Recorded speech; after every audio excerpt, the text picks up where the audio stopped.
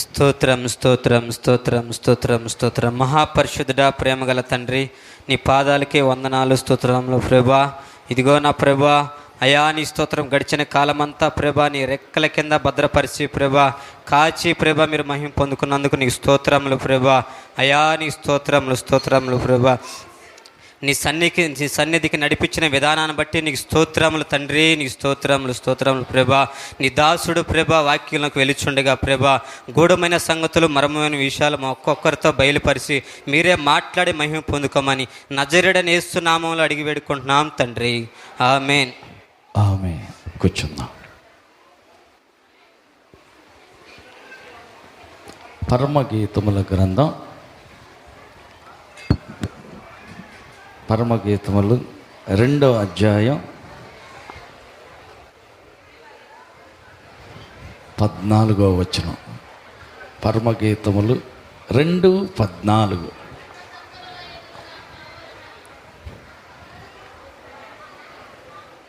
హల్లెలూయా హల్లెలూయా.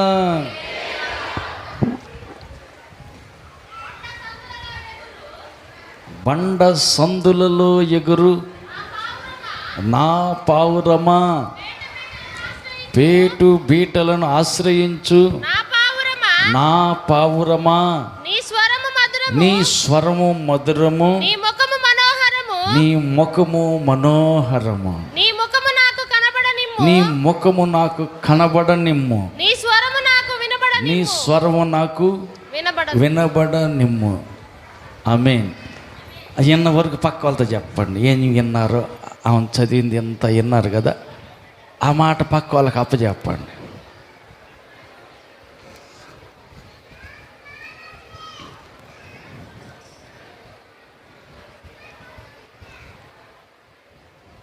ఏంది బ్రదర్స్, ఎవరు పక్క వాళ్ళకి చెప్పినట్టు లేదు.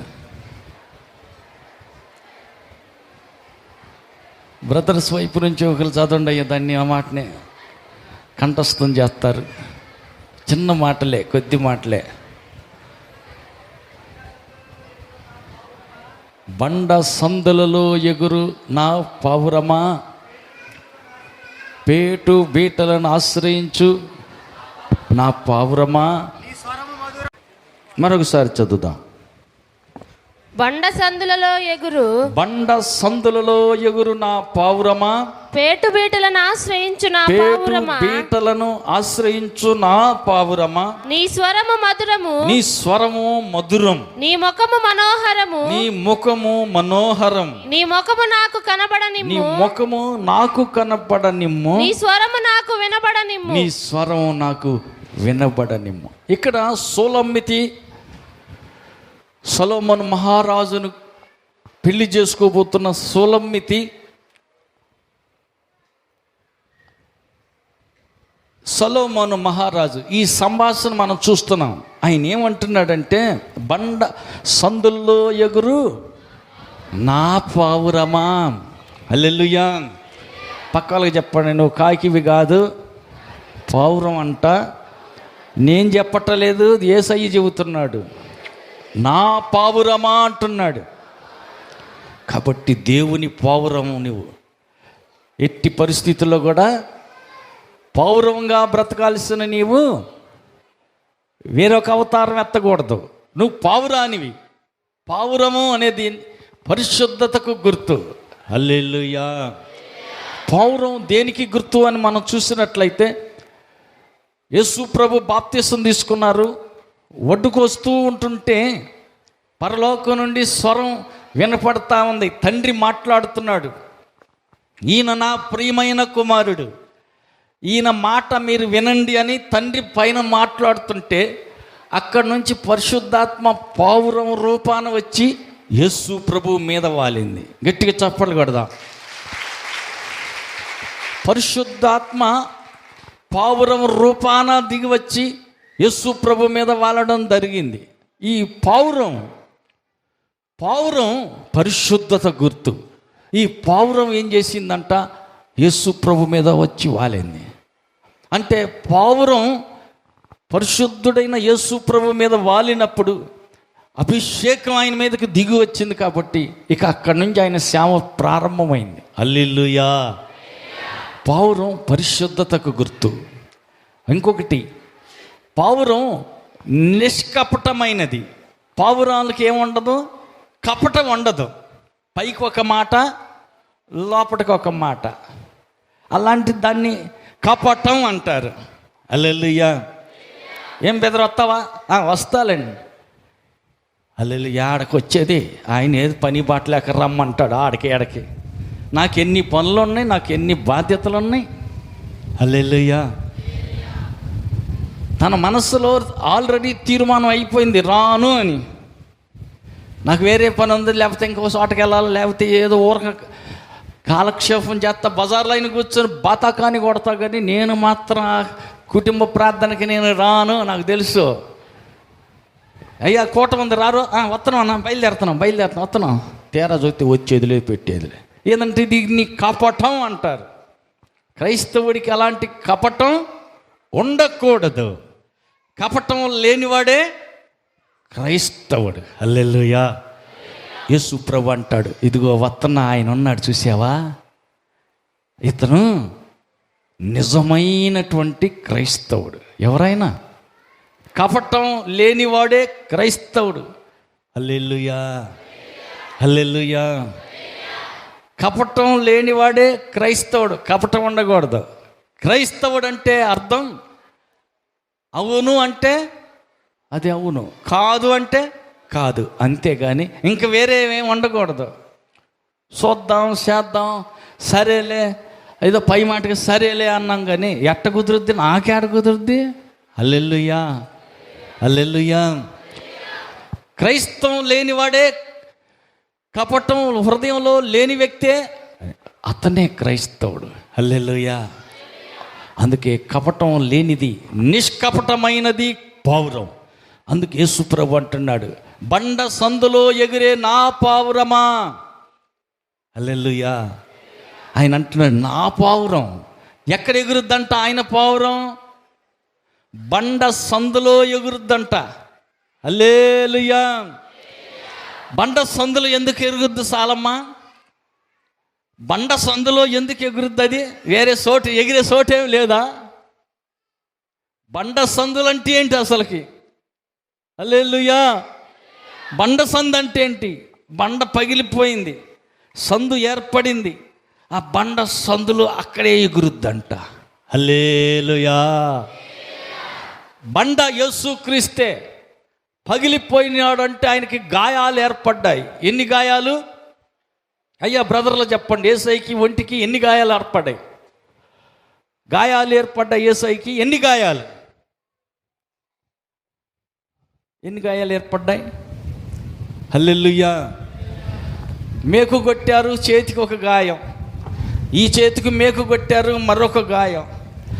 రెండు కాళ్ళు కలిపి మేకు, ఒకే మేకు దిగ్గొట్టారు, రెండు గాయాలు. పక్కన బల్యంతో పొడిచారు. మిగతా గాయాలు ఒళ్ళంతా చాలా గాయాలు ఉన్నాయి, కానీ పెద్ద గాయాలు 5 గాయాలు ఉన్నాయి. హల్లెలూయా. ఆయన అంటున్నాడు, బండ సందులో ఎగిరే నా పావురమా. హల్లెలూయా. అంటే ఆయన గాయాలలో మనం ఎగరాల, ఆయన గాయాలలోనే తిరుగుతూ ఉండాల. గాయాలు దాటి అవతలకి వెళ్ళకూడదు. ఎందుకని? పేతురుపత్రిక 2:24 మనం చూస్తాం, ఆయన పొందిన దెబ్బల వలన మనకి స్వస్థత కలుగుతుంది. ఆయన పొందిన గాయాల్లోనే మనకి ఆరోగ్యం దొరుకుతుంది. ఇప్పుడు మనం ఎక్కడ ఉండాలంట? ఆయన పొందిన దెబ్బలు ఉన్నాయే, గాయాలు ఉన్నాయే, గాయాల లోపలే ఉండాలి, బయటికి వెళ్ళకూడదు. హల్లెలూయా. మనకు భద్రత ఎక్కడంటే బండ సందులోనే. పావురానికి భద్రత ఉంది.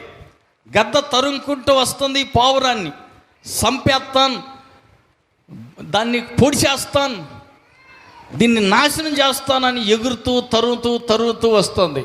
ఎగిరి వస్తున్న ఈ పావురానికి ఎటు చూసినా సోటు దిక్కల. కొమ్మ మీద వాలిందా, అక్కడికి వచ్చి గద్ద తన్నుకుని పోద్ది, సంపేస్తుంది పావురాన్ని, ముక్కుతో పొడిచేస్తుంది. నాశనం చేయటానికి పావురాన్ని తరుముకుంటూ గద్ద వస్తుంది, శత్రువైన సాతాను వస్తున్నాడు. ఇప్పుడు ఈ పావురానికి పరిగెత్తి వచ్చి ఎక్కడ దాక్కోవాలా? ఈ పావురం ఎక్కడ దాక్కోవాలా? బండ పగిలి ఉన్నదే, సందు ఏర్పడిందే, పగిలిన సందులో, నెర ఏర్పడిన ఈ సందులో, లటక్కన సందులో వెళ్ళి కూర్చుంది. హల్లెలూయా. సందులో వెళ్ళి దూరపడింది, గద్ద వచ్చింది, దాని లోపలికి పోవటానికి ఏం కుదరదు. హల్లెలూయా. గద్ద పెద్దది, సందు కొద్దిది, ఆ సందులో వెళ్ళి పై కూర్చుంది. దాన్ని పొడుద్దామంటే కుదరదు, దీని మూతే పడతల్లా. ఇది పెద్దది గద్ద, అది దాంట్లోకి వెళ్ళటానికి కుదరటల్లా. హల్లెలూయా. గిలగిల తన్నకలాడిన గద్ద లోపలికి దూరలేదు, పావురాన్ని పొడిసి చంపలేదు. హల్లెలూయా.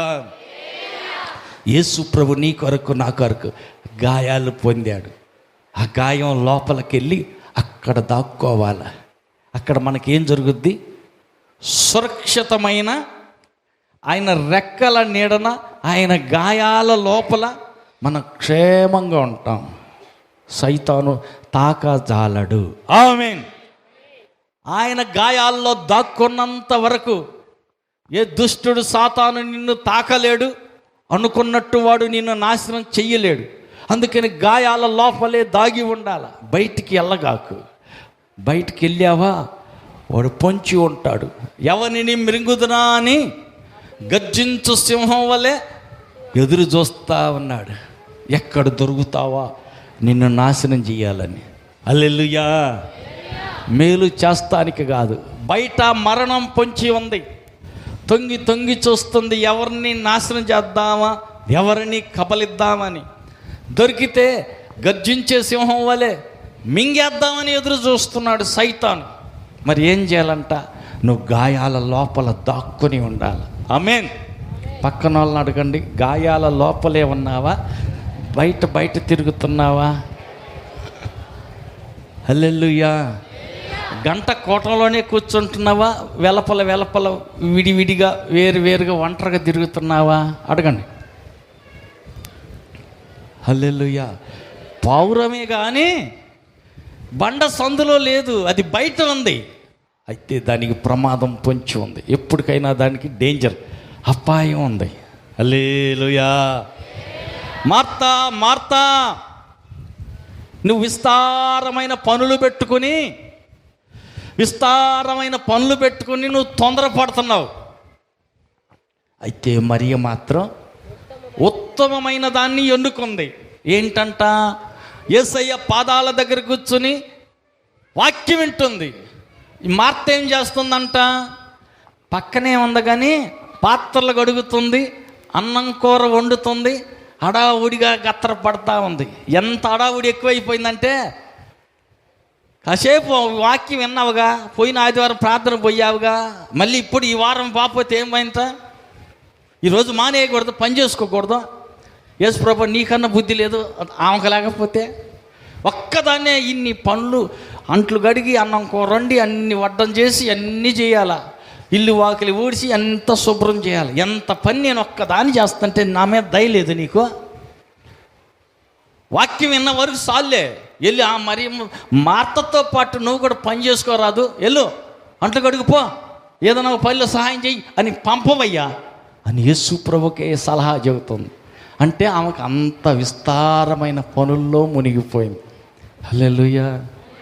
ఏమ్మా పనికి 6 రోజులు వెళ్ళొచ్చుగా, 7 రోజు ఆగి ప్రార్థనకు రావచ్చుగా. ఎక్కడన్నా పిల్ల జల్ల గొడ్డు గోద ఇవన్నీ వంటలా అన్నీ చూసుకునే వాళ్ళకి సరిపాలా. ఇది అదును కదా, పనులు టైం, ఇంకా 4 రోజులు పోతే పనులు ఉండవు. హల్లెలూయా. పనులు ఉన్నప్పుడే 50 రూపాయలు సంపాదించుకోవాలి కాబట్టి వెళ్తున్నాం ఆటోలో ఎండకి. హల్లెలూయా. దూరం పనులకు వెళ్ళిపోతానే ఉన్నాం. మరి ఆదివారం కూడా పోతానే ఉన్నాం. హల్లెలూయా. విస్తారమైన మార్తమ్మ పనుల్లో మునిగిపోతున్నావా? జాగ్రత్త. హల్లెలూయా. మార్తా, విస్తారమైన పనుల్లో మునిగి తేలుతున్నావు, ప్రమాదం పొంచి ఉంది. కాకేశాడయ్యా ప్రసాద్ చెప్పాడు కదా, చెప్పిన లెక్క చేయలా. నీకేం తెలుసు ప్రభా, ప్రార్థన మానేసి వచ్చి అంట్లు కడగమని నువ్వన్నా చెప్పాలి, కానీ నువ్వు చెప్పినట్టు నాకు చెబితే ఎట్ట కుదురుద్ది? ఆమె ప్రార్థనలో కూర్చుని నేను ప్రార్థనలో కూర్చుని మరి అన్నం కూర ఎప్పుడు ఉండాలా? అదంతా ఎప్పుడు తినాలా? హల్లెలూయా. ముఖ్యమైనది కదా, అన్నం తినకపోతే బతకద్దా? అందుకని నేను పనికి పోతుంటా ఆదివారం కూడా. అందుకే యేసు ప్రభు అన్నాడు, మార్తా, ఓ మార్తా. హల్లెలూయా, హల్లెలూయా.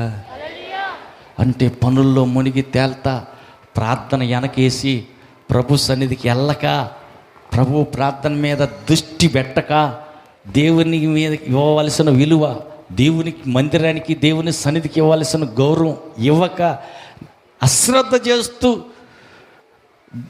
ఎదవ డబ్బుల మీద దృష్టి పెట్టి డబ్బులో సంపాదన అని దేవునికి ఇవ్వవలసిన గౌరవం, దేవునికి ఇవ్వవలసిన మర్యాద. యేసయ్య వచ్చి ఇంట్లో కూర్చుంటే, ఇంట్లో కూర్చోబెట్టి నువ్వు అంట్లు కడుగుతుంటే ఏమని ఎంతసేపు అని ఉంటాడు? పక్క వాళ్ళని అడగండి.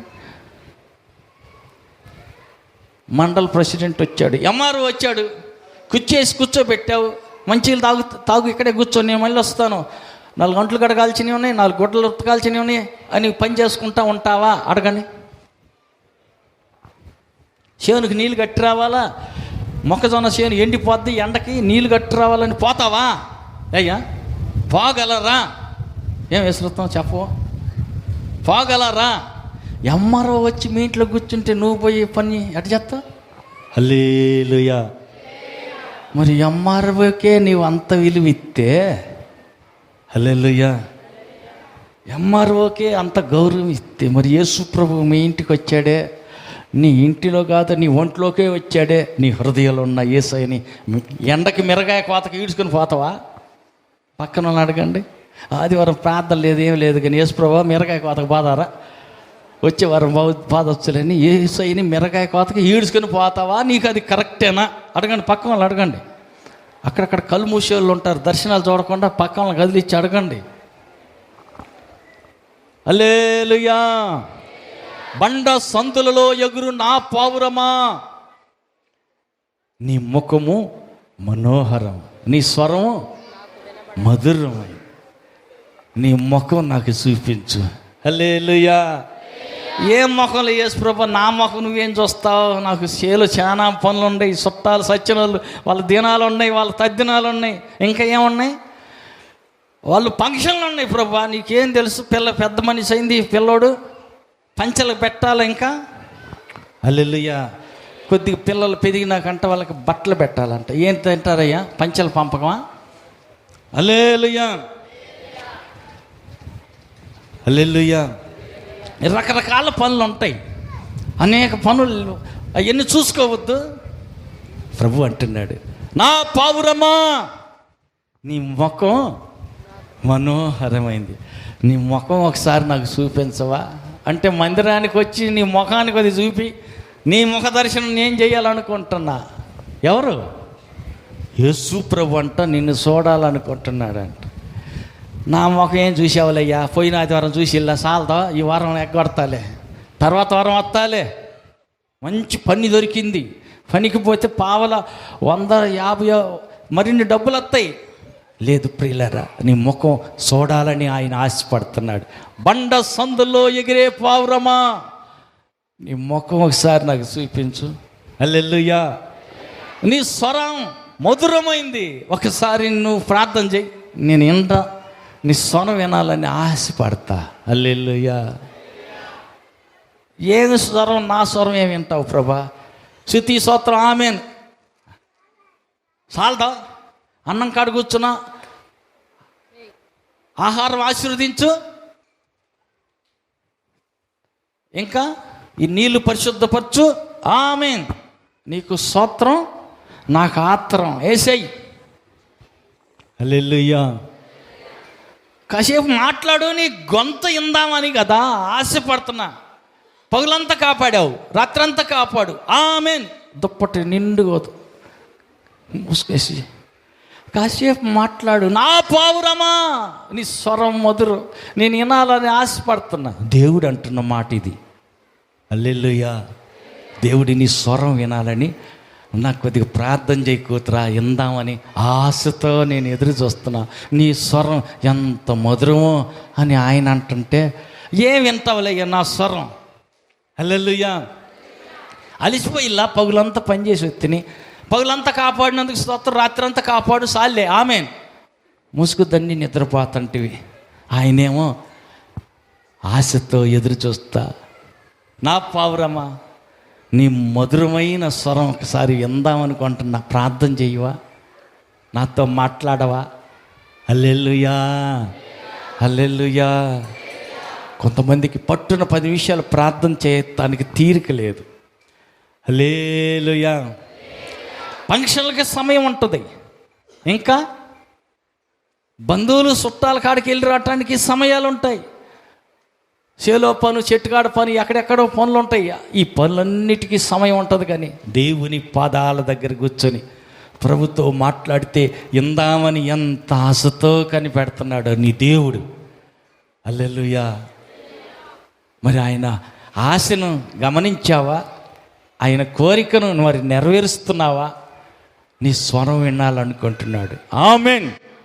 నీ ముఖం చూడాలనుకుంటున్నాడు.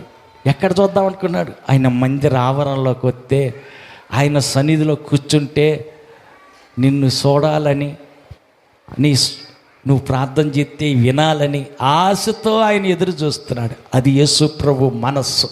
మరి నీ మనసు ఎట్టగా ఉంది? పక్క వాళ్ళని అడగండి. వందనాలు. యేసయ్య ప్రేమ నీ మీద అట్టుంది.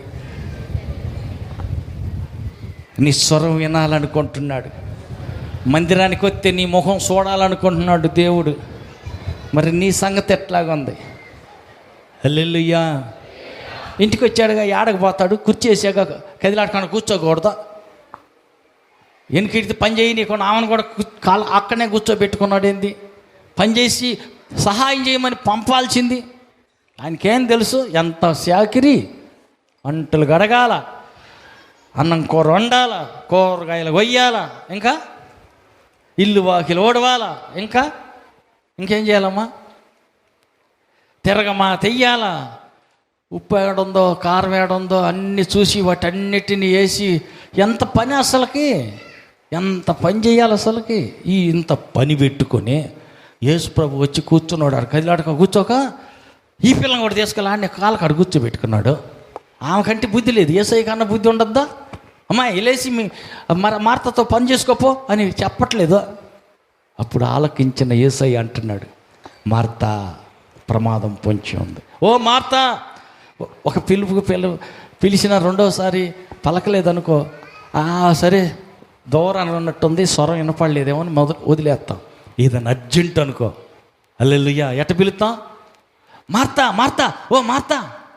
వెంటనే 2-3 సార్లు పిలిచామంటే ఏదో అర్జెంటు, చాలా అర్జెంటుగా తొందర రావాలని. హల్లెలూయా, హల్లెలూయా. పాము వచ్చింది. ఏమయ్యో పాము వచ్చింది అంటారమ్మా? అంటారా? హల్లెలూయా. అప్పుడు ఏమయ్యా అంటారో, ఏం అబ్బే అంటారో, కడుపులో మండితే ఏం సురేశా అంటారో, పేరు పెట్టే పిలుస్తారా? లేకపోతే ఏం బుద్ధులు ఉన్నాడా? ఇన్ని పిలుపులకు పలకమైంది. పాము వస్తే ఎక్కడమ్మా? ఇంట్లో వచ్చింది, తొందరరా సావు, ఇటు సావు, ఆ పాము చూడు. అప్పుడు గట్టిగా అరుస్తారు పాము వచ్చాలకి. అప్పుడు అడవుడి కేకలేస్తారు. హల్లెలూయా. పక్క వాళ్ళని అడగండి, మీ ఆయన చాలా గౌరవంగా పిలుస్తావుగా, శారావలే యజమానుడా, నువ్వు కూడా అట్ట గౌరవంగా పిలుస్తావంటగా, నిజమేనా? అడగండి, పక్కన వాళ్ళని అడగండి.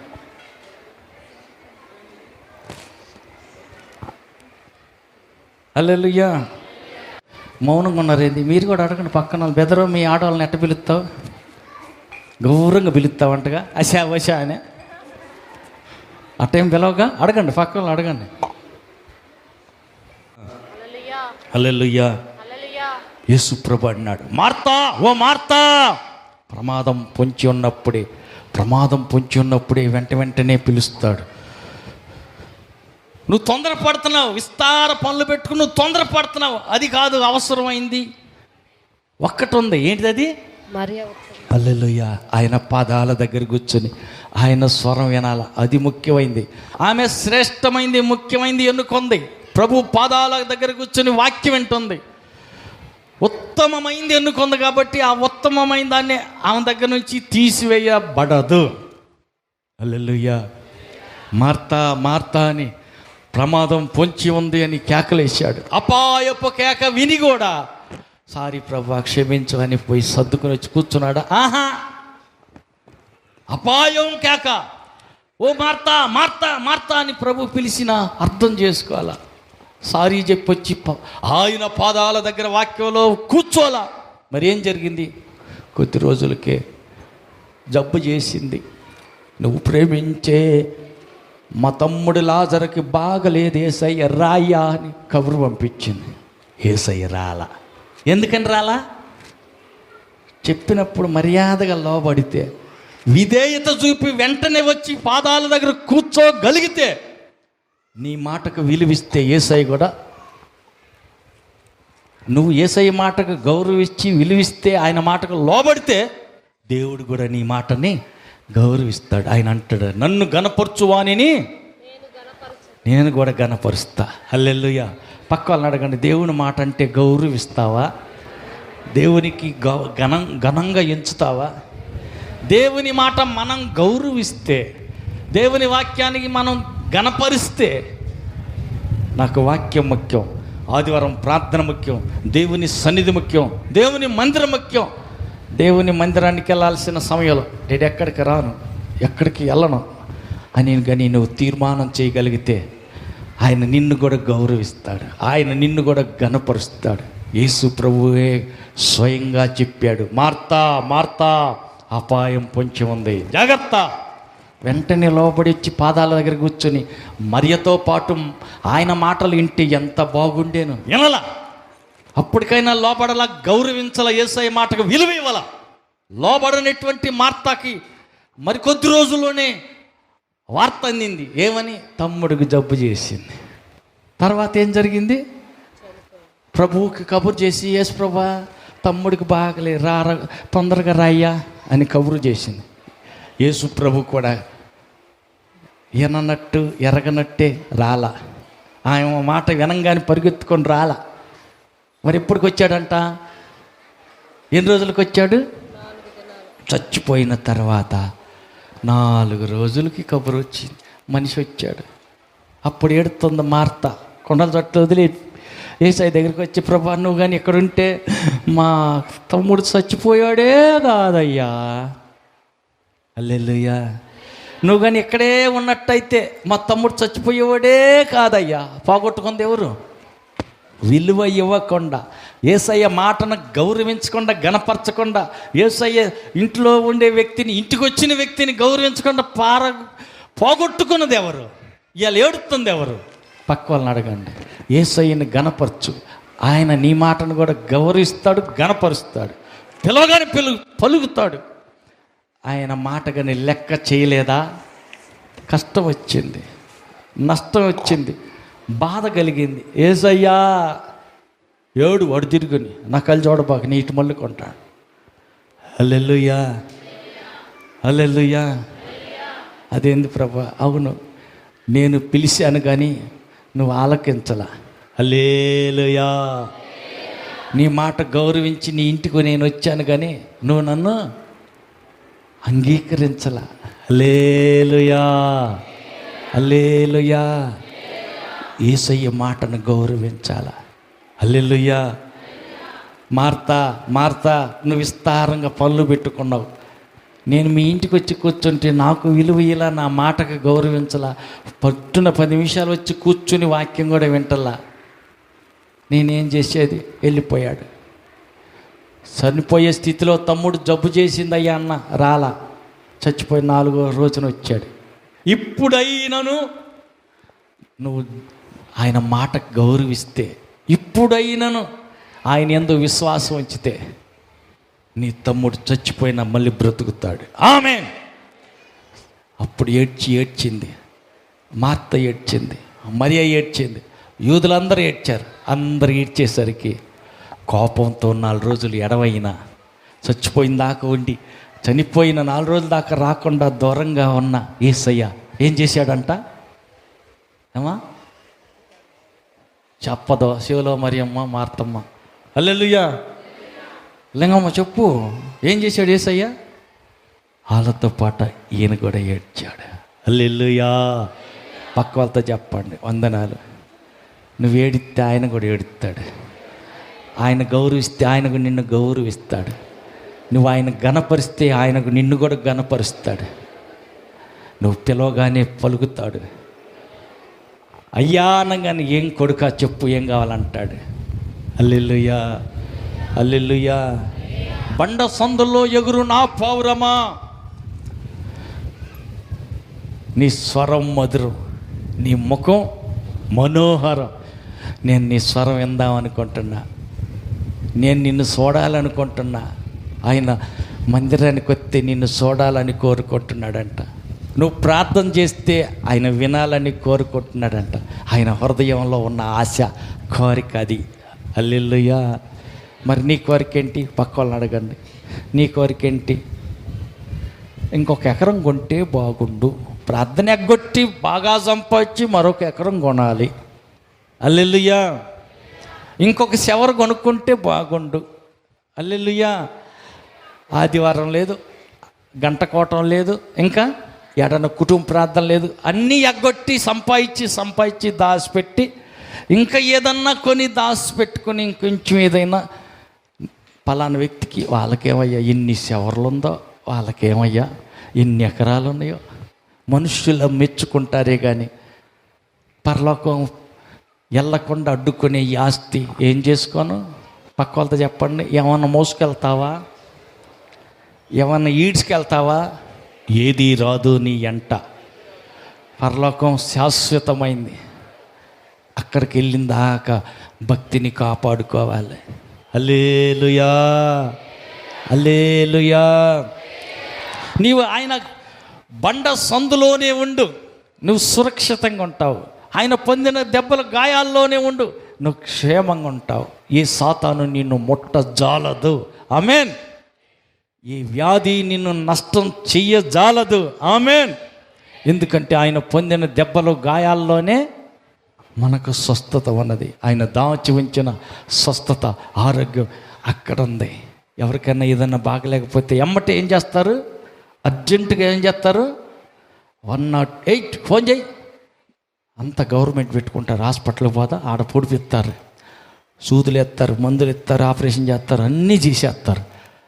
ప్రియులరా, మనకు ఆశ్రయస్థానం ఒకటి ఉంది. హల్లెలూయా. ఉచితంగా ఆయన పొందిన దెబ్బల ద్వారా, గాయాల ద్వారా దొరికే స్వస్థత మనకు సిద్ధంగా ఉంది. నీ మీద ఎంత ప్రేమ చూడు. ఆయన ముందుగానే గాయాలు పొందాడు. నువ్వు పరిగెత్తుకుంటూ వెళ్ళి గాయాలలో దాగు, గాయాలు ఆశ్రయించు, అక్కడ క్షేమంగా ఉంటావు. ఎందుకంటే ఆయన రక్తంలో నీకు స్వస్థత ఉంది, పాప క్షమాపణ ఉంది, నీకు కాపుదల భద్రత ఉంది. అందుకే గాయాల లోపల పగిలిన బండ సందులో అక్కడ నీవు క్షేమంగా ఉంటావు. హల్లెలూయా. రూతు వచ్చింది. మోయాబు నుంచి రూతు వస్తే బోయజ్ అంటున్నాడు, యెహోవా రెక్కల నీడన నువ్వు సురక్షితంగా ఉండటానికి ఇక్కడికి వచ్చావు. హల్లెలూయా. యేసు ప్రభువుని నమ్ముకున్నామంటే అర్థం ఏంటంటే ఆయన రెక్కల నీడ కిందకు వచ్చాం. ఇప్పుడు మనం ఎక్కడున్నాం? చర్చిలో ఉన్నాం అనుకుంటున్నాం. చర్చిలో ఉన్నామంటే అర్థం యేసయ్య రెక్కల నీడకు వచ్చేసాం. ఆ రెక్కల నీడన ఏం జరుగుద్ది? చెయ్యి చాపాడు యేసయ్య, ఆ చేతి నీడలో నీవు ఉన్నావు. నిన్ను ఎవడని వచ్చి కొడతాడా? అయ్యా కొడతాడా? కొట్టాలని చెయ్యి ఎత్తాడా? అంతే సంగతిలో అది అట్టాగే ఎండిపోద్ది. హల్లెలూయా, హల్లెలూయా. 1987 జనవరి 26వ తారీఖున, జనవరి 25 క్రిస్మస్ రోజున కేరళ నుంచి ఒక పాస్టర్ గారు వచ్చారు. ఆ కూటం అంతా బాగానే జరిగింది. జనవరి 25 క్రిస్మస్ ఆరాధన బాగా జరిగింది. ఎర్రగడ్డ సీతారత్నమ్మ గారి చర్చిలో ఉన్నా నేను అప్పుడు. హల్లెలూయా. నాకు బాప్తిసం ఇచ్చిన పాస్టర్ గారు, ఆయన నేను కలిసి ఆ కేరళ పాస్టర్, ఈయన కూడా కేరళ పాస్టరే, ఏజే మ్యాథ్యూస్ గారు అని అప్పుడు స్కూల్ దగ్గర లావుగా పొట్టిగా ఉండేవాళ్ళు. ఆయన అక్కడ పెట్టి కూటం పెట్టించాం. ఆయన నేను ఇద్దరం కలిసి ఆటోలో ఆ పాస్టర్ గారిని రైలు ఎక్కిస్తానికి వెళ్ళిపోతున్నాం. 4 గంటల టైం అది, ఉదయకాలం 4 గంటల టైం. ఈ 4 గంటల టైంలో మేమిద్దరం కలిసి ఆ పాస్టర్ గారిని ఆటోలో ఎక్కించుకొని రైల్వే స్టేషన్కి వెళ్తున్నాం. పట్టమట హై స్కూల్ రోడ్లో సీతారత్నం గారి చర్చి దగ్గర నుంచి తీసుకెళ్తున్నాం. వెళ్ళేటప్పుడు అంతా ప్రశాంతంగా ఉంది. వంగవీటి మోహన్ రంగా ఒక సమ్మెలో ఉన్నారు, అక్కడ పండుకొని ఉన్నారు రోడ్డు అమ్మిటే. ఆ పండుకొని ఉంటే రాఘవయ్య పార్క్ అని ఉంటారు, ఆ సెంటర్లో పండుకొని నిద్రపోతున్నారు అందరు. ఎవరు మెలకుగా కూర్చుని ఉన్న వాళ్ళు ఎవరు లేరు, అందరు నిద్రపోతున్నారు. కొద్దిసేపు తర్వాత ట్రైన్ వచ్చింది. ఆయన్ని ఆ ట్రైన్ ఎక్కిచ్చేసి మళ్ళీ రిటర్న్ అయ్యాం. అక్కడ దాకా వచ్చేసరికి పోలీసు వాళ్ళు మమ్మల్ని ఆపుతున్నారు. ఇటు వద్దండి, అటు పక్కగా వెళ్ళండి. ఏమైందండి అని పోలీసు వాళ్ళని అడిగాం.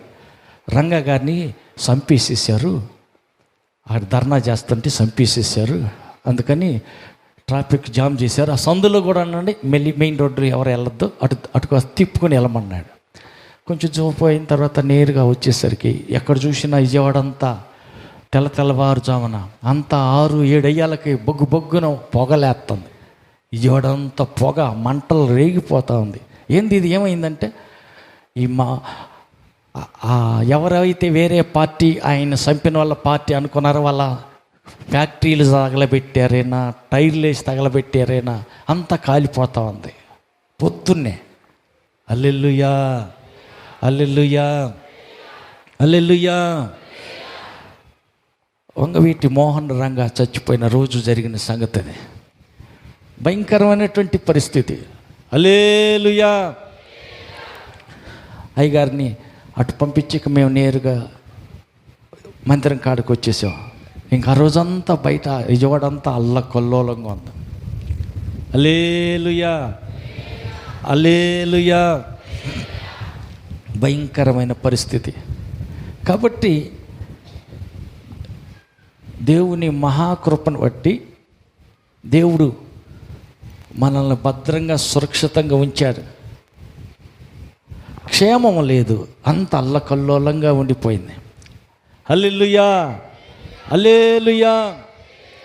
కనుక బండ సందుల్లో ఎగిరే పావురం మనం ఆయన సందుల్లోని, ఆయన పొందిన దెబ్బల్లోని, ఆయన పొందిన గాయాల్లోనే స్వస్థత ఉంటుంది.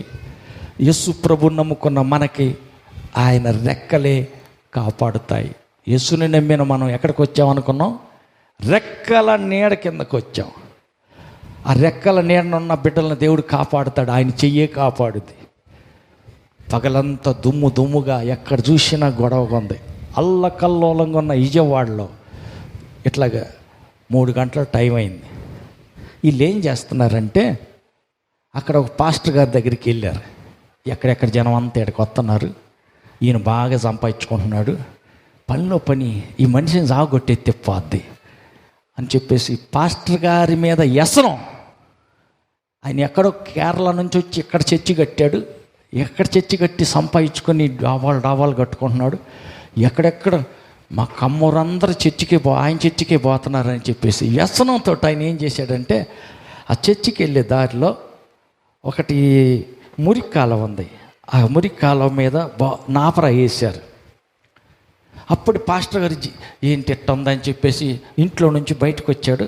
ఆ ఎదురుగా అక్కడ నిలబడి చూస్తూ ఉన్నారు. వీళ్ళంతా పెద్ద గ్యాంగి బయలుదేరారు. రాడ్లు, కత్తులు, పెట్రోలు డబ్బాల్లో పోసుకొని ఎక్కడ ఏదన్నా శత్రువులది, అవతల పార్టీ వాళ్ళ దాన్ని కనపడితే అర్థమైతే తెలిస్తే దాని మీద పెట్రోల్ పోయటం, తగలబెట్టేయటం, అట్ట చేసుకుంటూ పోతున్నారు. ఆ వైనంలో ఈ పాస్టర్ గారు ఇంట్లో నుంచి బయటకు వచ్చి చూస్తున్నారు ఏం జరుగుతుంది, ఏం తిట్టగా గుంపులు జనం ఉన్నారని.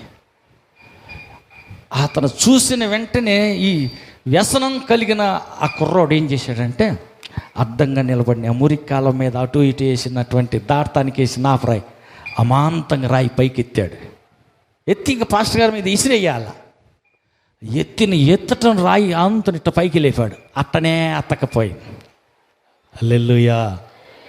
అరే దించరా, ఏందిరా, ఎత్తి రాయి ఎందుకు ఎత్తావరా, దించనంటే దిగట్లేదా? హల్లెలూయా హల్లెలూయా. సాయంత్రం 3 గంటలకు ఎత్తినటువంటి ఆ రాయి అట్టాగే ఇరుక్కుపోయింది, పట్టకపోయింది. పాస్టర్ అక్కడనే నవ్వుతానే ఉన్నాడు ఆడే. హల్లెలూయా. అసలు రాయి ఎందుకు ఎత్తేవరా నువ్వు? పక్కన వాళ్ళకి కూడా అర్థం కావట్లా. హల్లెలూయా.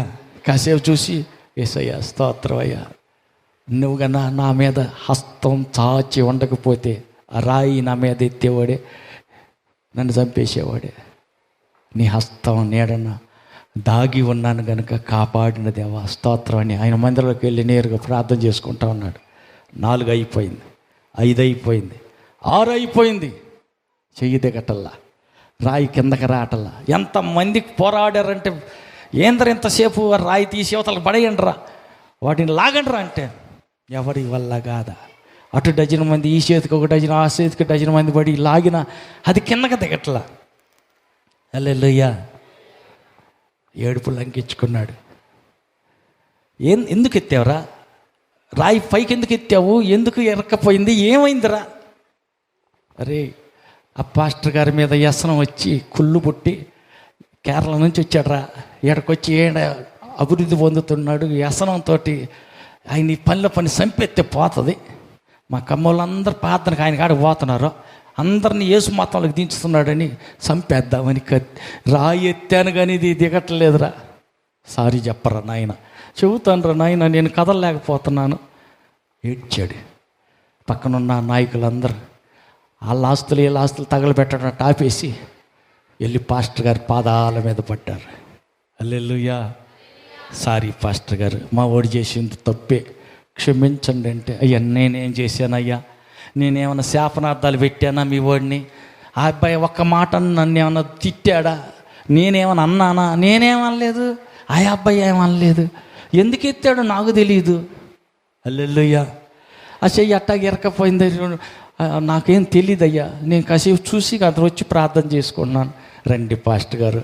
ఆ కుర్రోడి కాడికి వచ్చి, సారీ అండి, చిన్న ప్రార్థన చేస్తే వాడు చెయ్యి దిగుద్దేవా, ఆ ఎత్తిన చేతులు దిగుతూ బొమ్మలాగా అట్టాగే అక్కడే ఇరక్కపోయాడండి. అందరూ వచ్చారు, చర్చి నిండా జనమే, బయట జనమే. అందరు వచ్చి కాళ్ళు పట్టుకుని పాస్టర్ గారిని అడుగు సారీ చెబుతుంటే, అయ్యయ్య నా కాళ్ళు పట్టుకోగాకండి, అందరు యేసయ్య కాళ్ళు పట్టుకుందాం, మీ తరపున నేను కూడా ఏడ్చి ప్రార్థన చేస్తా, వెళ్దాం పదండి అని నేరుగా బయటకు వచ్చి అక్కడికి వచ్చిన తర్వాత చేతులు ఎత్తి కళ్ళంటూ 2 చుక్కలు నీళ్లు పెట్టి పాస్టర్ గారు చిన్న ప్రార్థన చేశారు. తండ్రి, ఆ బిడ్డ ఏం చేశాడో ఆ అబ్బాయికి తెలియదులయ్యా, క్షమించు, సారీ యేసయ్య అని చిన్న ప్రార్థన చేసి, నేను క్షమిస్తున్నా, నువ్వు క్షమించయ్యా అన్నాడు. అంతే, ఎవరు ఏం కదిలే, పటక్కన అది రాయి కింద పడిపోయింది. చప్పలు కొడదాం, దేవుని మహిమపరచుదాం. హల్లెలూయా. పక్క వాళ్ళతో చెప్పండి. జకరియా గ్రంథం 2వ అధ్యాయం 8వ వచనం చూడండి.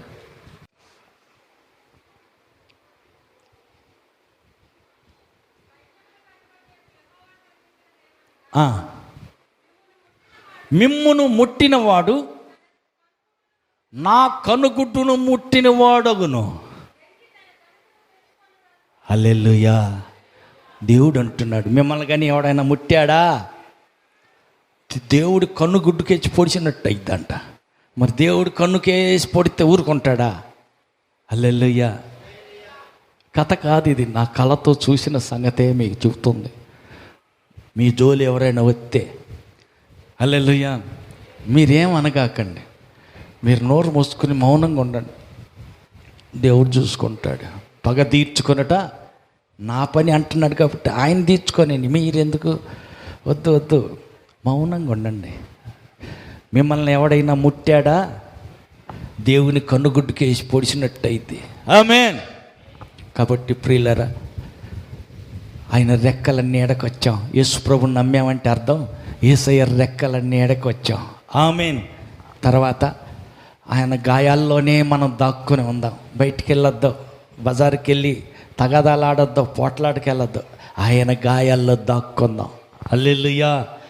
ఏ సాతాను మిమ్మల్ని ముట్టజాలడు. ఆమేన్. అయితే మరి మీరేం చేయాలా? మీరు సురక్షితంగా క్షేమంగా ఉండాలటానికి ఒకటే సూత్రం. ఏమని? గొర్రెపిల్ల రక్తం, ఇశ్రాయేలీలు ఐగుప్తు నుంచి బయటకు వచ్చేటప్పుడు గొర్రెపిల్ల రక్తం అడ్డు కమ్మెకి 2 నిలువు కమ్మెలకి రక్తం పోయబడింది. తలుపేసుకొని ఇంట్లోనే ఉండాల. రక్తం పూసిన ఇంటి అడ్డు గడియలు నిలువు గడియలకు రక్తాన్ని పూసుకొని ఆ ఇంటి లోపల ఉండాలి, కానీ ఆ రక్తం పూసిన ఇంటి లోపల నుంచి బయటికి రాకూడదు. ఎప్పుడు దాకా? తెల్లవారే వరకు. హల్లెలూయా. సూర్యోదయం అయ్యే వరకు ఆ ఇంట్లోనే ఉండాలి. 12వ అధ్యాయం నిర్గమాకాండం 12వ అధ్యాయం చదువు. 8, 7. నిర్గమాకాండం 12వ అధ్యాయం 7వ వచనం. హల్లెలూయా. ఈ నెల 14వ దినం వరకు మీరు దానిని ఉంచుకొనవలెను. తర్వాత ఇశ్రాయేలీయుల సమాజపు వారందరూ తమ తమ కూటములలో సాయంకాలమందు దాన్ని చంపి దాని రక్తము కొంచెము తీసి తాము దాని తిను ఇండ్ల ద్వారబంధము 2 నిలువు కొమ్మల మీదను పైకమ్మి మీదను చల్లి ఆ రాత్రియే వారు అగ్నిచేత కాల్చబడి ఆ మాంసమును పొంగిన రొట్టెలను తినవలెను. చదువు, ఇంకా కంటిన్యూ. ఆ రాత్రియే వారు అగ్నిచేత కాల్చబడిన ఆ మాంసమును పొంగిన రొట్టెలను తినవలెను. చేదు కూరలతో దాన్ని తినవలెను. దాని తలను, దాని కాళ్లను, దాని అంతరములను అగ్నితో కాల్చి దాన్ని తినవలెను. దానిలో ఉడికి ఉడకనిదైనను నీళ్లతో వండినదైనను తినకూడదు. ఉదయకాలం వరకు దానిలో ఏదియూ మిగిలింపకూడదు. ఉదయకాలం వరకు దానిలో మిగిలినది అగ్నితో కాల్చి వేయవలెను. మీరు దానిని తినవలసిన విధమేమనగా, మీ నడుము కట్టుకొని, మీ చెప్పులు తొడుగుకొని, మీ కర్రలు చేత పట్టుకొని త్వరపడుచు దాన్ని తినవలెను. అది యెహోవాకు పస్కా బలి. ఆ రాత్రి నేను ఐగుప్తు దేశమందు సంచరించి ఐగుప్తు దేశమందుల మనుషులలో కానీ జంతువులలో కానీ తొలి సంతతి అంతయు హతము చేసి ఐగుప్తు దేవతలకు అందరికీ తీర్పు తీర్చేదును. ఎవరికంట తీర్పు తీర్చేది?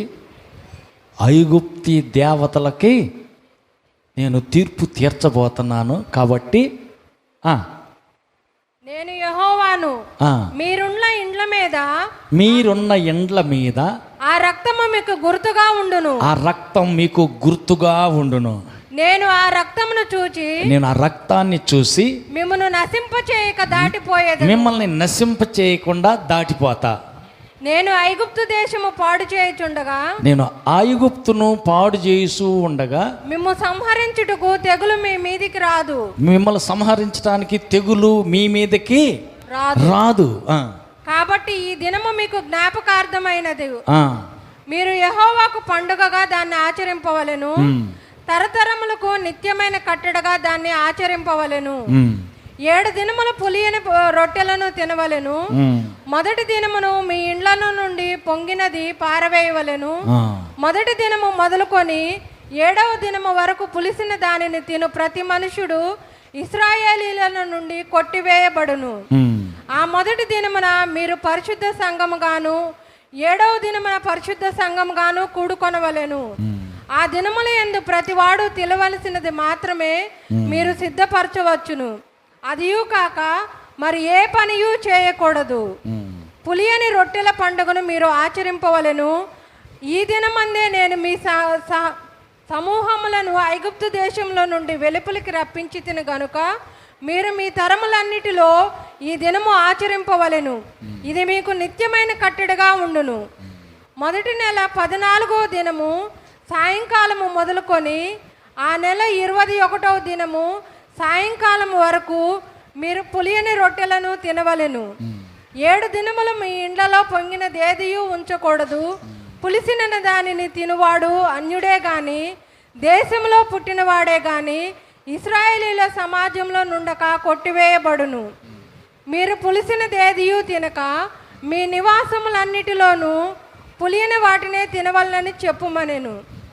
కాబట్టి మోషే ఇశ్రాయేలు పెద్దలందరినీ పిలిపించి వారితో ఇట్లనెను, మీ కుటుంబముల చొప్పున మందలలో నుండి పిల్లలను తీసుకొని పస్కా పశువును వధించుడి.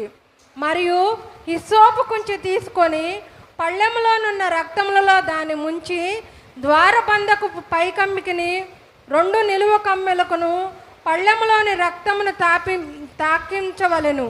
తర్వాత మీలో ఎవరునూ ఉదయం వరకు తన ఇంటి ద్వారం నుండి బయలు వెళ్ళకూడదు. ఆమేన్. హల్లెలూయా. ఎప్పటి వరకు గడప దాటి బయటికి రాకుండా ఉండాలంట? ఉదయమగే వరకు. హల్లెలూయా. ఉదయం వరకు అడ్డు కమ్మికి నిలువ కమ్మికి రక్తం పూసిన ఆ ఇంటిని దాటి బయటికి రాకూడదు. కిందకి చదవమ్మా. ఇంటి ద్వారబంధం నుండి బయలు వెళ్ళకూడదు. ఇంటి ద్వారం వద్ద నుండి బయటికి వెళ్ళకూడదు. యెహోవా ఐగుప్తీయులను హతము చేయుటకు దేశ సంచారం చేయుచు ద్వారబంధపు పైకమ్మి మీదను 2 నిలువు కమ్ముల మీదను ఉన్న రక్తమును చూచి యెహోవా తలుపును దాటిపోవును. హల్లెలూయా. మన ఇంటికి మన హృదయానికి రక్తపు ముద్ర ఉంటుంది. ఎప్పుడైతే పాపిని క్షమించు యేసయ్యా, నీ బిడ్డగా అంగీకరిస్తున్నా, నన్ను నీ కుమారుడిగా నీ కుమార్తెగా చేర్చుకో అని ఎప్పుడైతే అడిగావో, జరిగేది ఏంటంటే ఆయన రక్తపు మరక మన నొసటి మీద ఉంటుంది. హల్లెలూయా. యేసు రక్తం కుడి చెవి కొస మీదను, కుడి బొటన వేలు ఈ బొటన వేలు కొస మీదను, కుడి కాలి బొటన వేలు మీదను రక్తపు మరక ఉంటుంది. కనపడదు మనకి, కానీ రక్తపు మరక ఉంటుంది. అయితే మరి మనం ఏం చేయాలంట? ఈ రక్తపు మరక కలిగిన ఆయన పేరు నొసట మీద రాయబడుతుంది. నువ్వు దేవుణ్ణి నమ్ముకున్నావు కాబట్టి దేవుని బిడ్డవు అని. యేసు నామం నొసట మీద రాయబడుతుంది. కుడి చెవి కుడి బొటన వేలు, కుడి కాలు యొక్క బొటన వేలు రక్తపు మరక రాయబడుతుంది. హల్లెలూయా. రాయబడిన మనం ఏం చేయాలంట? రక్తపు మరకలోనే ఉండాలి, దాటిపోకూడదు. హల్లెలూయా. ఉదయం అగు వరకు బయటికి వెళ్ళకూడదు. ఉదయం అయ్యేంత వరకు బయటికి వెళ్ళకూడదు. అంటే రక్తాన్ని గీతను దాటితే, ఆ రక్తం తొక్కితే తప్ప గీత బయటికి వెళ్ళలేం. హల్లెలూయా. ఎప్పటి వరకు మనకు భద్రత, ఎప్పటి వరకు మనకి గ్యారంటీ అంటే గాయాల లోపలే దాక్కున్నంత వరకు నీకు గ్యారంటీ. ఆమేన్. ఐగుప్తీయులకు కలిగజేసిన ఏ తెగులు రానియ్యను. నేను రానియనని కత్తి పట్టుకుని ఆయన అక్కడ నిలబడితే ఆయన్ని దాటుకొని కదా మన దాకా వచ్చేది. ఐగుప్తీయులకు కలిగజేసిన తెగులు, అన్యులైన వారికి కలిగిన రోగం నీ దాకా రానియనని ఆయన చెబుతుంటే వచ్చింది అని అంటే అర్థం అవకాశం ఇచ్చాం. కుక్క వస్తే తరివేసాం, తలుపేసాం, కిటికీ గడి పెట్టేసాం. అయ్యా కుక్క మళ్ళీ లోపలికి వచ్చిద్దా? నోహానా హల్లెలూయా. ఆమేన్. కుక్క లోపలికి వచ్చుద్దా? ఇంకేడొచ్చేది? కుక్కను తరివేస్తేవి, తలుపేసి గడి పెడితేవి, బందోబస్తుగా చేసి భద్రంగా ఉంటేవి, ఇంకా కుక్క ఎక్కడ వచ్చుద్ది? రాదు కదా. పక్క వాళ్ళతో చెప్పండి, అది వచ్చిందంటే అవకాశం ఇస్తేనే, తలుపు తీస్తేనే వచ్చుద్ది, లేకపోతే రాదు. హల్లెలూయా.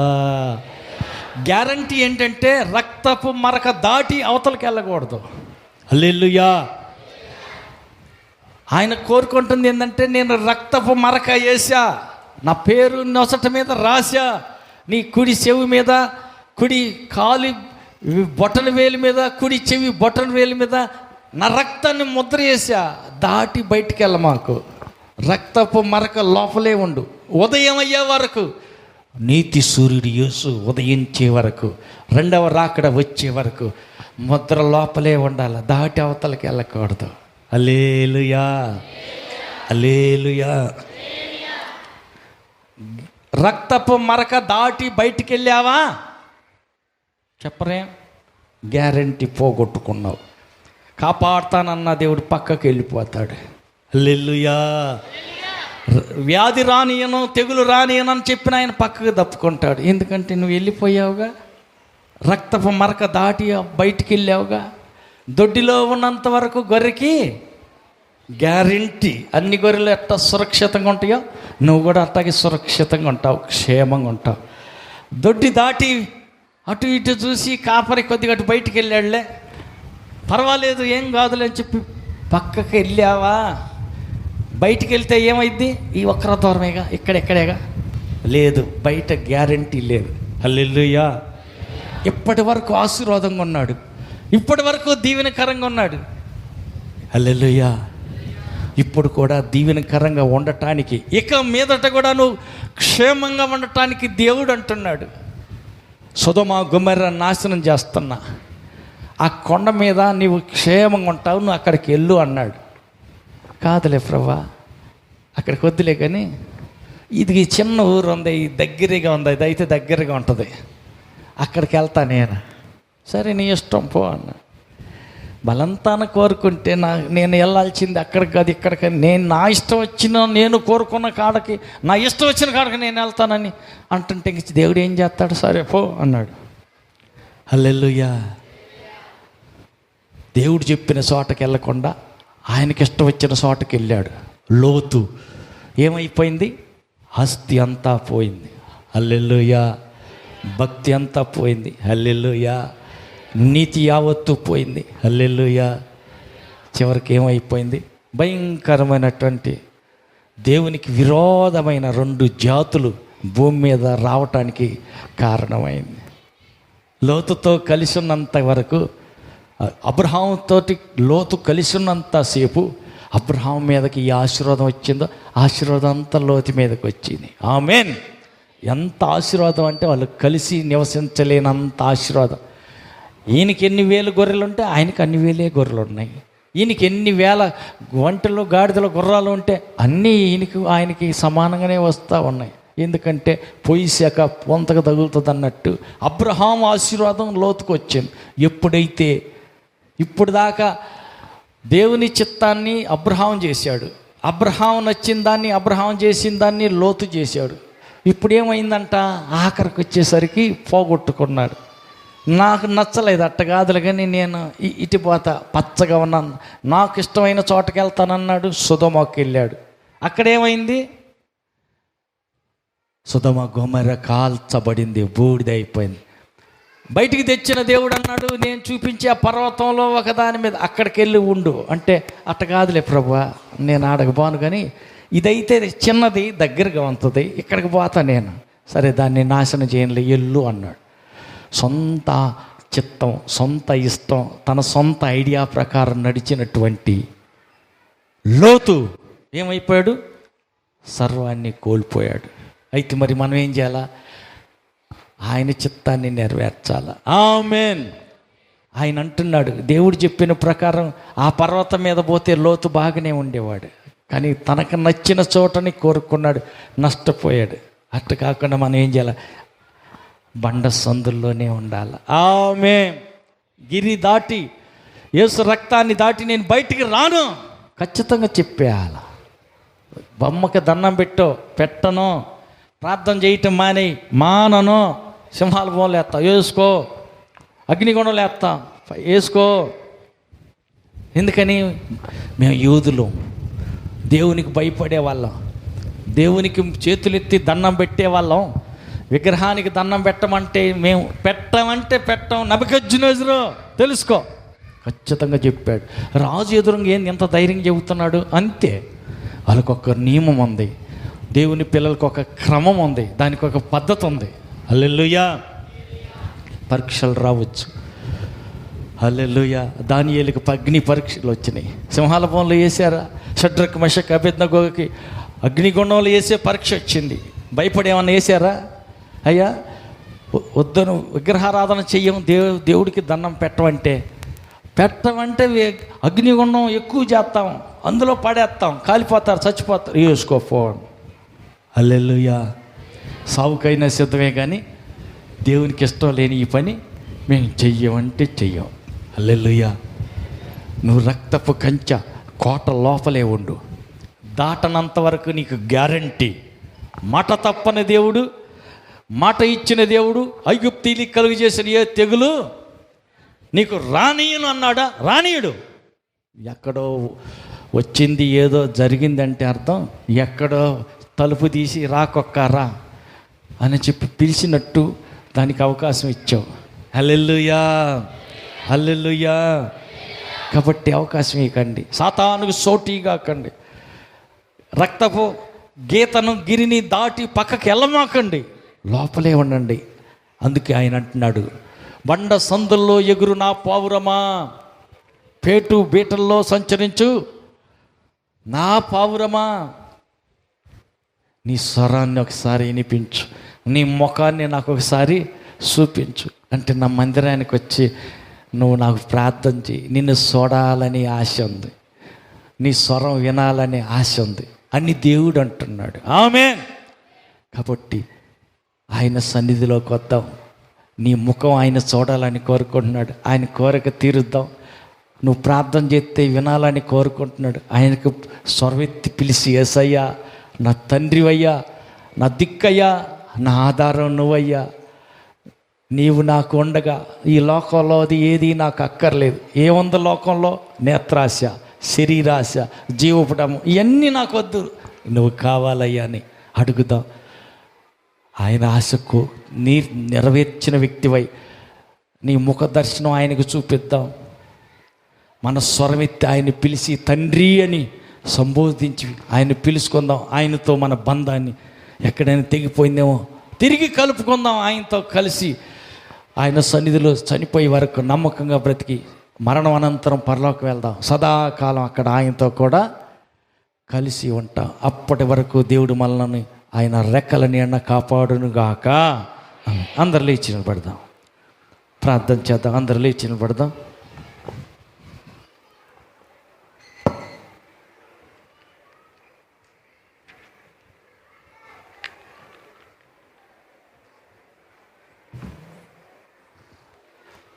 చేతులు ఎత్తుదాం, కళ్ళు మూద్దాం. పరలోకపు తండ్రి నిన్ను కోరుకుంటున్నాడు. నా బిడ్డ నీ స్వరం వినాలని నేను కోరుకుంటున్నా. నా ఇష్టం ఏంటంటే నువ్వు ప్రార్థన చేస్తే నేను విందామని ఎదురు చూస్తున్నా. నీ స్వరం మధురమైంది, నువ్వు మాట్లాడితే వినాలని కోరుకుంటున్నా. ఒకసారి ప్రార్థన చేయవా, నేను వింటాను. ఆయన అడుగుతున్నాడు. మరి ఆయన చిత్తాన్ని నెరవేర్చి ఆయన సంతోషపెట్టు వారిగా ఆయన సన్నిధిలో కూడి ప్రార్థన చేద్దావా? చేతులెత్తి ఇప్పటి వరకు ప్రభువా నా స్వరం వినాలని ఎంతగా ప్రేమతో ఎదురు చూస్తున్నావా? క్షమించు. మార్తమ్మ పనులు పెట్టుకొని విస్తారమైన పని బాటలో మునిగిపోయి నువ్వు ఆశపడ్డట్టు నీ సన్నిధిలోకి వచ్చి ప్రార్థన చేయలేకపోయానయ్యా. అనేక పనులతోటి నేను మునిగి తేలుతూ నా ముఖాన్ని నీ సన్నిధిలో నీకు కనపడనీయకుండా మందిరంలో నా ముఖాన్ని చూడాలని కోరుకుంటున్న నీకు నా ముఖ దర్శనం చూపకుండా నా ముఖాన్ని ఏ పెళ్ళిళ్ళలోనో ఏ దినాల్లోనో ఇంకా ఎక్కడెక్కడో వేరు పనిపాట్లలోనో ఎక్కడో వేరే వాళ్ళకు చూపిస్తా వచ్చా. నా ముఖం క్షమించయ్యా. ఇక మొదటనైనా నా ముఖాన్ని నీకు చూపించి నా స్వరాన్ని నీకు వినిపించే వ్యక్తిగా నన్ను మార్చయ్యా. నన్ను క్షమించయ్యా. ఇంతవరకు నీ సన్నిధిలో గడపవలసిన గడియలు, ప్రార్థనలో ఉండవలసిన సమయాలు వేరే దిక్కును గడిపినందుకు దయచేసి నన్ను క్షమించయ్యా. నన్ను పరిశుద్ధపరచయ్యా. అంటిన మలిన మురికంతా కడుగయ్యా. నన్ను శుద్ధీకరించు ప్రభా. నన్ను పరిశుద్ధపరచయ్యా. నన్ను నూతనపరచయ్యా. నీతిమంతునిగా, నీతిమంతురాలిగా, నీ బిడ్డగా దేవా నాలో ఏ మంచి లేదే, ఏ గొప్పతనం లేదే. నా స్వరం వినాలని ఆశతో ఎదురు చూస్తున్నావా? నా ముఖం అందమైంది కాదే, అయినా నన్ను చూడాలని నీ సన్నిధిలో నీ మందిరావరంలో నా ముఖం చూడాలని నువ్వు ఎదురు చూస్తున్నావా? దేవా నువ్వు మహా ఉన్నతుడువను, మహోన్నతుడివైన నీవు. నేను దీనుడినై దీనురాలునై వినయంతో ఇరిగి నలిగిన హృదయంతో ఉంటే నా వద్దనే నివసించాలని, నా హృదయంలోనే నీవు నివసించాలని, నా ముఖ దర్శనం చూడాలని, నా స్వరం వినాలని ఎంతగా కోరుకుంటున్నావా? నాలో ఏ మంచి లేని నన్ను ఇంత ప్రేమిస్తున్నావే. నీ ప్రేమ గొప్పది యేసయ్యా. ఎంతగా నన్ను ప్రేమించడానికి నాలో ఏ ప్రత్యేకత లేదే, ఏ గొప్పతనం లేదే. అయోగ్యుడనైన నన్ను ఎంతగా ప్రేమిస్తున్నావు యేసయ్యా. ఏమిచ్చి నీ రుణం తీర్చగలను? జీవితకాలం అంతా నిన్ను స్తుతిస్తా, శేష జీవితం అంతా నిన్ను పొగిడి ఆరాధిస్తాను యేసయ్యా. నీకు స్తోత్రం. స్తుతించండి, స్తుతించండి. గతంలో దేవుడు నిన్ను ఏ స్థితిలో నుంచి ఈ స్థితికి తెచ్చాడో, ఎన్ని వ్యాధి బాధల్లో నుంచి బాగు చేసి నిన్ను ఆరోగ్యవంతురాలుగా ఉంచాడో, ఎన్నిసార్లు ఎన్ని నిందల అవమానాలు వ్యతిరేకతలు పోరాటాల్లో ఆర్థిక ఇబ్బందుల్లో కృంగిపోయిన నిన్ను ఎలాగైతే బాగు చేసి బలపరిచి నీ అవసరాలు తీర్చి నీ ఆర్థిక ఇబ్బందులు తొలగించి నీకు కావలసిందల్లా సమయానుకూలంగా దేవుడు అందించి ఈరోజు నిన్ను ఈ స్థితిలో ఉంచాడంటే అది ఆయన గొప్పతనం కదా. జ్ఞాపకం చేసుకొని స్తుతించు. యేసయ్యా, నన్నింతగా ప్రేమించినందుకు స్తోత్రం అయ్యా. స్తుతించుదాం. ప్రార్థన చేద్దాం. నోదేసి ప్రార్థన చేయి. గతాన్ని మర్చిపో, మాకు గుర్తు చేసుకుని దేవునికి స్తోత్రం చెప్పు.